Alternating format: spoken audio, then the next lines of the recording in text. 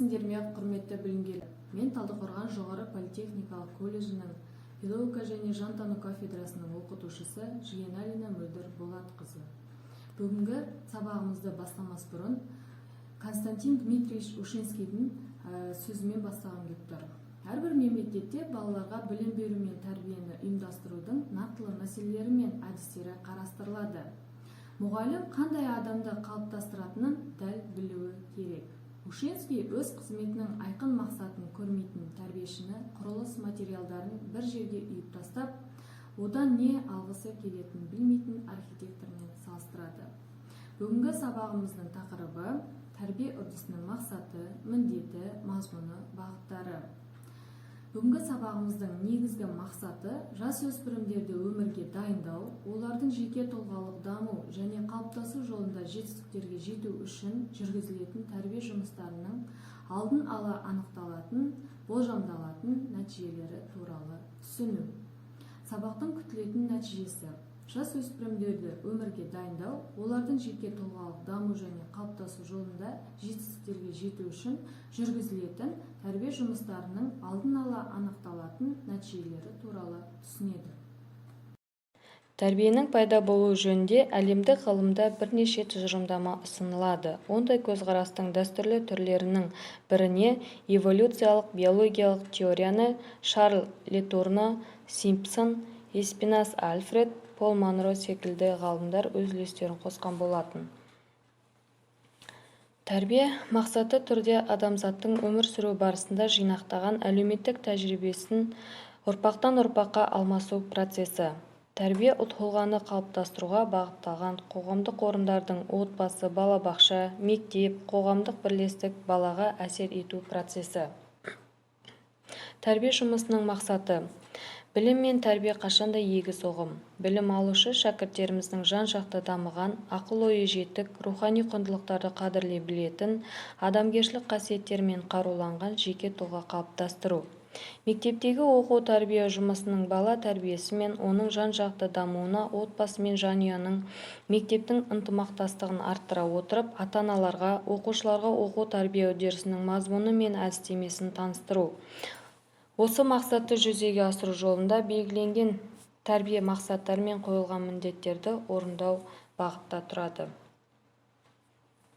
Тәрбие түрлері: ақыл-ой, адамгершілік, құқықтық, азаматтық, экологиялық, еңбек, экономикалық, дене және эстетикалық.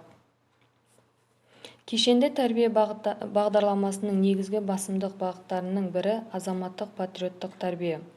Бірінші бағыт Қазақстан патриотизм және азаматтық тәрбие, құқықтық тәрбие. Бұл бағыттың мақсаты жаңа демократиялық қоғамда өмір сүруге қабілетті азамат және патриот қалыптастыруға, тұлғаның саяси мәдениетін дамытуға ықпал ету, балалар мен жастардың құқықтық мәдениетін, құқықтық санасын, балалар мен жастар ортасындағы қатыгездік пен зорлық-зомбылыққа қарсы тұру даярлығын қалыптастыру.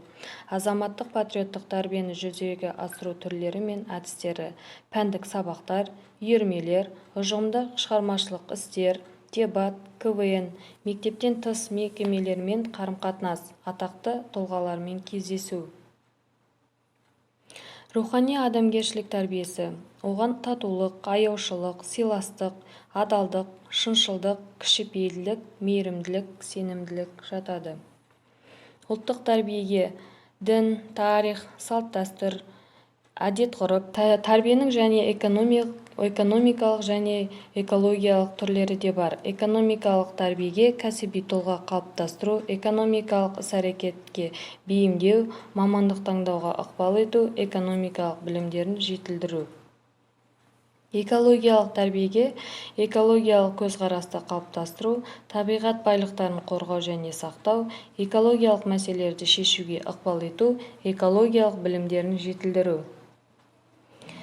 Және де бір тәрбиенің түрі ол эстетикалық тәрбие беру жүйесінде ұлттық өнердің орны ерекше, лирикалық, тұрмыстық, әдет-ғұрыптық, еңбектік және тағы басқа әндер мен өлеңдер, музыкалық аспаптар, домбыра, асатаяқ, шаң қобыз, мүйіз сырнай, жетіген, үскірік және тағы басқа ауыз әдебиеттері қолданылады. Дене мәдениеті спорт түрлі жаттығулардың көмегімен жоғары жетістіктерге қол жеткізуге бағытталған өнер түрі. Қолданбалы дене мәдениеті кәсіптік және әскери дене мәдениеті болып бөлінеді. Гигиеналық дене мәдениеті жаттығушылар ағзасының жұмыс істеу қабілетін арттыруға қызмет етеді. Сауықтыру дене тәрбиесі жаттығулары көмегімен денсаулықты күшейту. Негізгі дене мәдениеті адамдардың өз шама шарқына қарай таңдап алған кәсіби және спорт мамандығының жетілдіру көзі. Тәрбие үрдерісінің ізгілік және гуманитарлық қағидалары. Баланың сөзсіз қабылдау, оған тұрақты жағымды қатынас жасау. Тұлғаға құрмет көрсету және әрқайсының өзіндік абырой сезімін қолдау. Тұлғаның өзгеге ұқсамау құқығын саналы түсіну және мойындау. Ерікті таңдауға құқық беру. Баланың тұлғасын емес, оның іс-әрекеттерін, қылықтарын, ісін және тағы басқаларын бағалау. Енді тапсырма. Бірінші тапсырмада тәрбие 9 бағытына сипаттама бересіздер. Екінші тапсырмада адамгершілік және отбасы тәрбиесінің айырмашылығы мен ұқсастығын жазу. Мына кестеде көрсетілгенде адамгершілік тәрбиесі мен отбасы тәрбиесінің біріншіден айырмашылықтарын табастыр, одан кейін екі тәрбиенің ұқсастығын табастыр. Үшінші тапсырма ол жағдаяттық тапсырма. Жағдаяттық тапсырмада былай делінген: бала қатаң отбасында тәрбиеленеді. Оған ата-анасы ешқашан ойыншық сатып алып бермеді, еркелетпеді, ойын-сауық орталықтарына, киноға да апармады.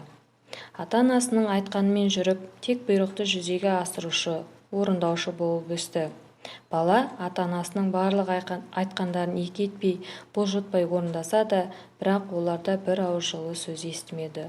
Бұл жағдай туралы пікірлеріңіз қандай? Сол туралы жазып өтесіздер. Келесі үйге тапсырма.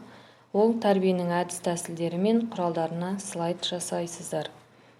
Зейін қойып тыңдағандарыңызға көп-көп рахмет.